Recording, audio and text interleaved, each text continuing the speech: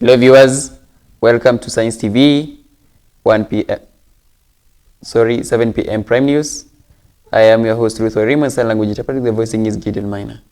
Let us focus on the news, on what happened locally in our country and also in our continent Africa and also globally. On to our first news item. President William Samoei Ruto has said that the government will continue to protect its citizens against police brutalities and injustices, urging that rogue police must be dealt with according to the law. He says the police who break the law shall be excluded from service to the people, as he attended a conference that brought together 14 nations to speak about illegal arms and weapons ownership by the citizens.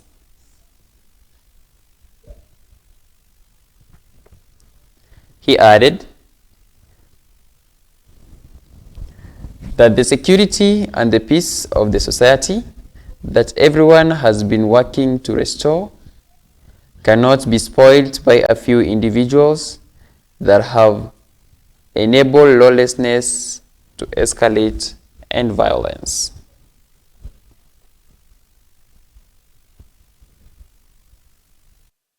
The peace we have worked so diligently to build. In the hands of criminals, such a firearm enables lawlessness, escalates violence, and undermines the rule of law. Today's ceremony, which marks the destruction of more than 6,000 illegal firearms recovered between 2022 and 2025, therefore sends a clear and powerful message. We will not allow violence to take root in our communities, and we remain firmly committed to disarming those who threaten our peace and to strengthen the safety and security of every citizen. I am encouraged to note that a majority of the firearms being destroyed today were voluntarily surrendered by the public, who responded positively to our amnesty programs and community disarmament campaigns. A significant number was also recovered through diligent efforts of our security agencies during targeted operations. I commend both our security agencies and responsible citizens and communities, including religious and community leaders, whose civic mindedness and patriotism have made this national milestone possible. Because of their efforts, our families, communities, and the nation is safe. The government's commitment to safeguarding the lives of Kenyans, as enshrined in our constitution, continues to guide our actions in combating the proliferation of illicit arms. This engagement is further demonstrated by our engagement with regional, continental, and global partners.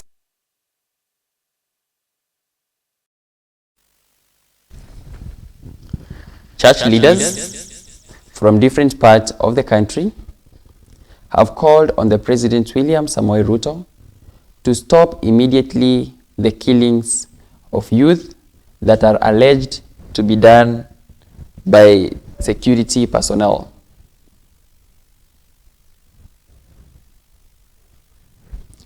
Speaking in Ohembo, Kisii County during a prayer session, the leaders of the church say the nation is taking the wrong pathway and there is need of Kenyans cooperating in the peace restoration and reducing political heat in the nation.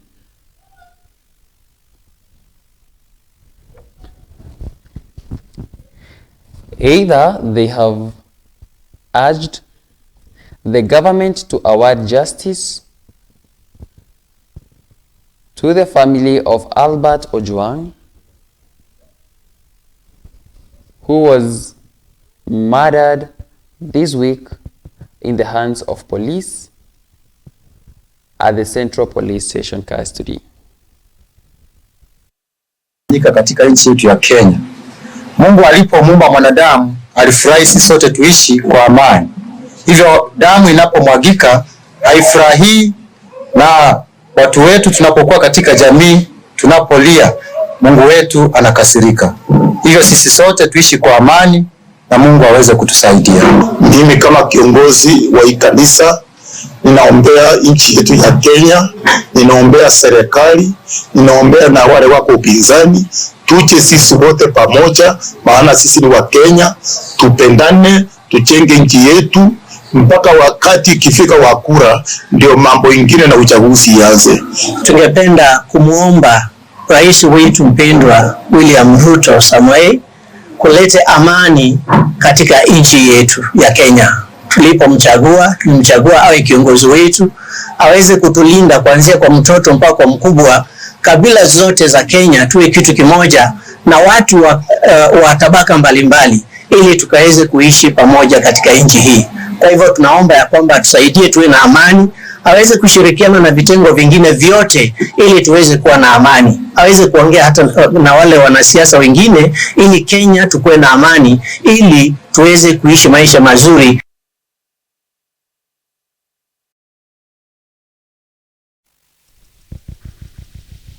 The residents of Taveta in Taita Taveta County are living in desperation and fear of being chased out of their own land after the Ministry of Land officially buying and acquiring their land that was meant for squatters, and they have lived there for many years.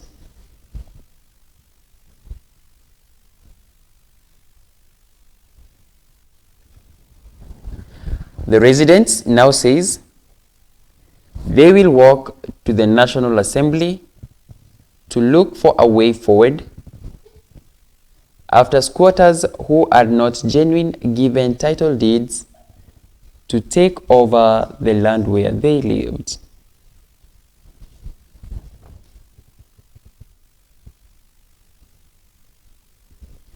They say they have been in the land for over 70 years, and now they are the genuine squatters, and now it has been named as the land of the whites.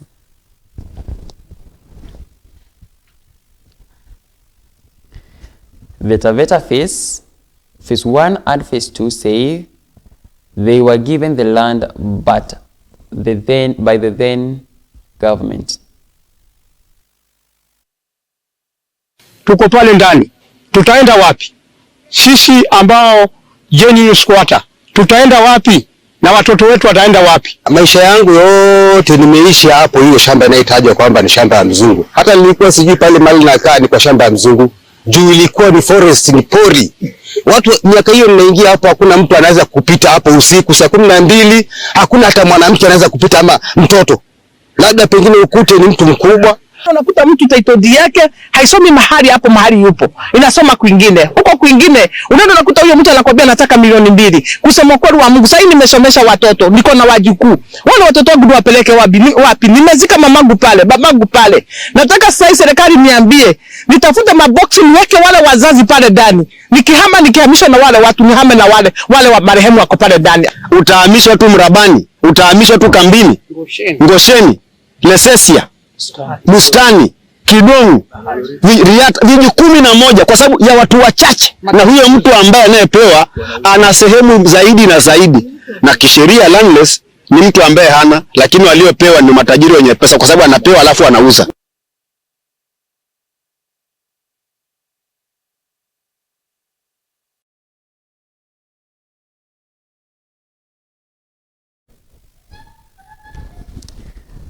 The small community of Abasuba, where is the originality of the Treasury Cabinet Secretary John Mbandi, have met at the Magunga Center to celebrate their son and also follow up the process of presenting the budget estimate to the National Assembly.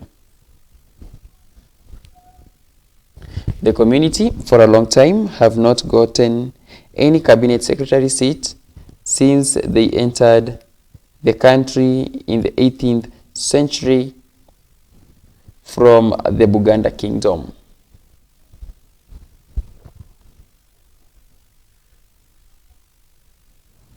On their views, it is their time to put the name of their community on the map of the country and have a say on the leadership of the nation.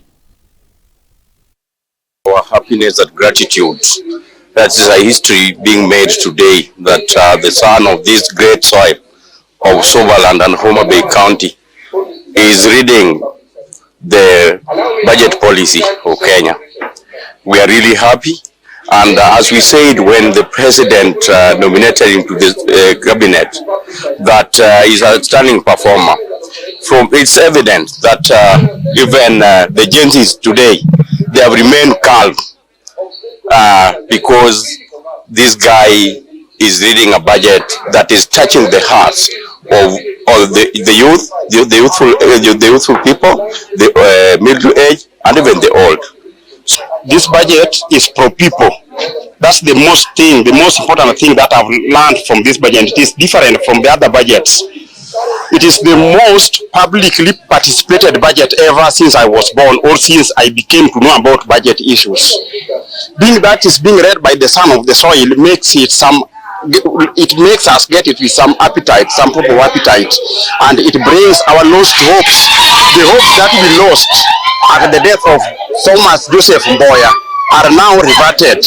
We are now like we are resurrected again, and our hopes are even more now with our son of the soil.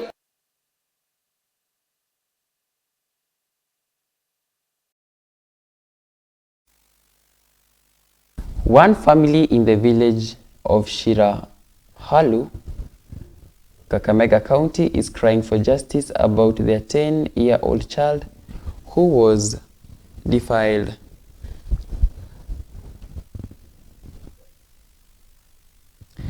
This is after the Director of Investigation of Killing exhumed the child's body, who is alleged to have been defiled and hanged to death by two men in the year 2022.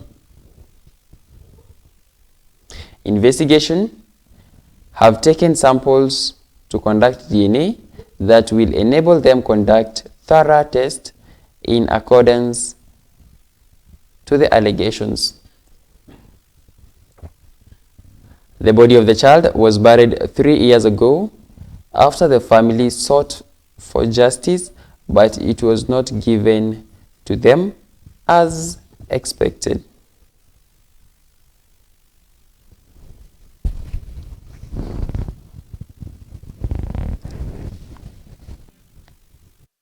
Our happiness and gratitude.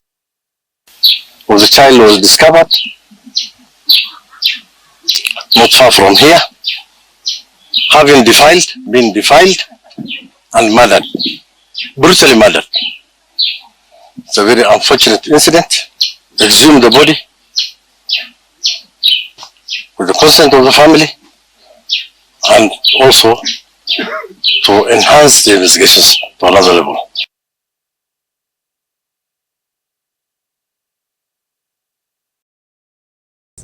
Is conducting the census to count wild animals in the regions of Garissa and Wajir. The process is being carried out by the Institution of Research and Wildlife in collaboration with the KWS, with an aim of collecting important data that will help in the primary decision that will put in place strategies to protect wildlife. Speaking in Wajir during the launch of the program, Bernard Ongoru, the senior researcher in training and wildlife, insisted the importance in the public need of wildlife conservation.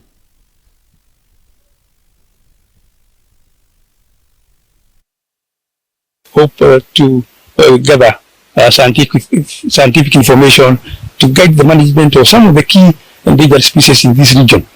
Right, we have had the drought of 2022, which is severely impacted on some of the, not only the livestock, but it really affected some of the key wildlife species in this region. We're glad that since 2021, today we're coming back and being exactly at the centers that we did, so then we can confirm whether we have growth of wildlife species in these particular zones or there's a declination. And if there's a decline, then we as managers then use that data to confirm management activities.